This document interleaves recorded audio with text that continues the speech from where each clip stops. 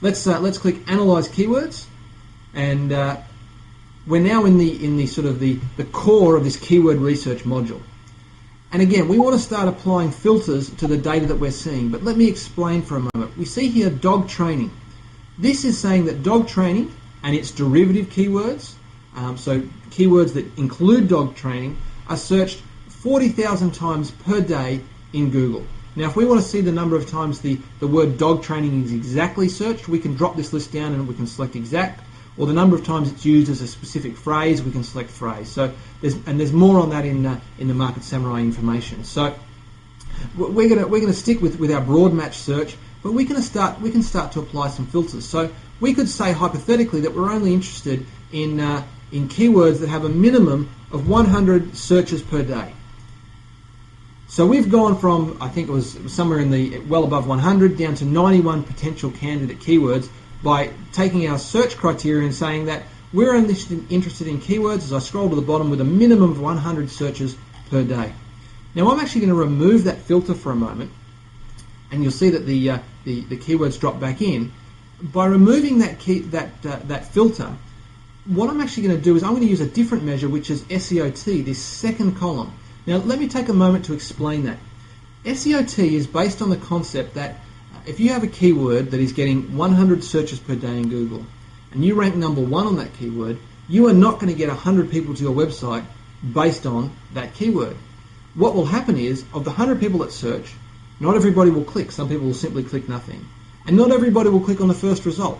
The Google search result, the traffic is shared amongst all the entries on the page. It's certainly skewed very heavily towards the first, with position number 2 and 3 taking large chunks as well. But what SEOT is SEOT is a measure of the number of people that you could potentially get to your website if you ranked number 1 for that given phrase. So SEOT for me is a little bit more of a realistic measure, and it's essentially a ratio that it's a smaller percentage of the number of searches. So I'm actually going to set 100 in here for SEOT, and now we're down to 56 potential keywords. So we've gone from 200 with a few filters down to 56 potential keywords.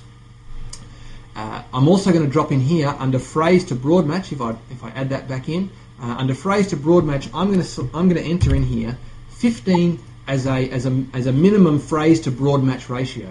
Now that ratio, there's a little bit more to it than I can explain in this video, but the effect of doing this is it will often remove keywords that are in odd orders that humans wouldn't normally use, and so it gets rid of a little bit of rubbish for us. And in this case, it's only knocked out one other case, but it is, as a general rule for a quick overview, I typically like to use the PBR ratio of 15. So we've now got our keywords knocked down by traffic, but we haven't dealt with commercial value and we haven't dealt with competition. Let's have a look at commercial value for a moment. The old way that I would generally look at this, going back a while, is I would look at the AdWords cost per click. Because for me, if I click Analyze Keywords and we get this data back, the AdWords cost per click is a measure of how much people are willing to pay to rank in the AdWords section of Google's results for a given keyword. But if you think about it, it's actually the combination of two things. It's what people are willing to pay. So some keywords here are worth, $1.20 says that dog boarding doesn't have the same commercial value as, say, dog training. But secondly, I'm also interested in the traffic. The commercial value of a given keyword is a combination of what the value of that keyword is in terms of what estimated here by what people are willing to spend, and the logic being that people are generally willing to spend more for keywords that bring them higher quality buyers, and that if it's not happening, if people are spending money on a keyword that's not bringing them buyers, they will actually stop bidding because in long term they'll go out of business. And so, but it's the AdWords cost per click in combination with the traffic. And this measure here, this SEOV measure, actually multiplies the cost per click with the SEOT to give us a ratio that says, okay, which of our keywords are the most commercially valuable keywords? And you see that some keywords here essentially have a theoretical commercial value of, say, $27,000 for dog supplies, down to dog temperament with a theoretical commercial value of, say, $38. So I'm going to knock that out. I'm going to put a minimum in here on SEOV of, say, 200. So we've cut that down, and we're now down to 44 active keywords.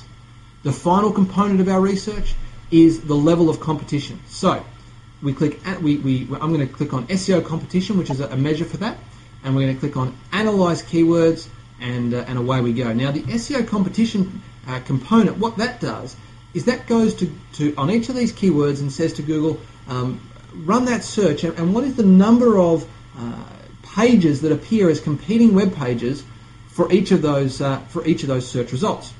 So you'll see here that if we scroll to the top, we've got some with 6 million competing web pages and others with much smaller numbers. Now, as a general rule of thumb, we like to see somewhere less than 100,000. And this is a bit variable in the fact that if you have a high authority website that is well regarded by Google, you may tackle higher, more competitive keywords. But as a general rule of thumb, 100,000 is about our max, and we're actually comfortable if we see less than 30,000 is good and less than 10,000 is great. And if you're looking at the market here for dog training, which is quite a broad market and it's going to be quite competitive, it has we're seeing a lot of very high SEOC counts here.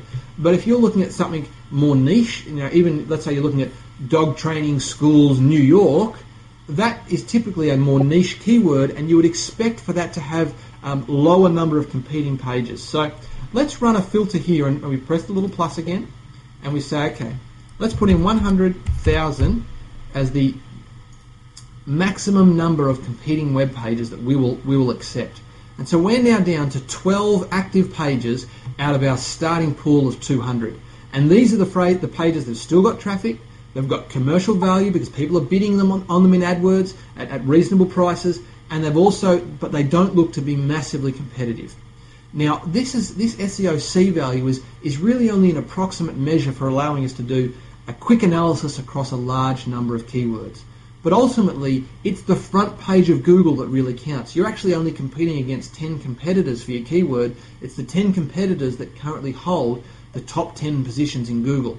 And that's what the SEO competition tab over here is all about. And so we're going to have a look at that in a moment in our next video. So check that out. And this particular tab, I should mention, is really where a lot of search engine professionals get quite excited and can see some real insights that they potentially haven't seen before. So stay tuned and check out the next video, and thank you for your time.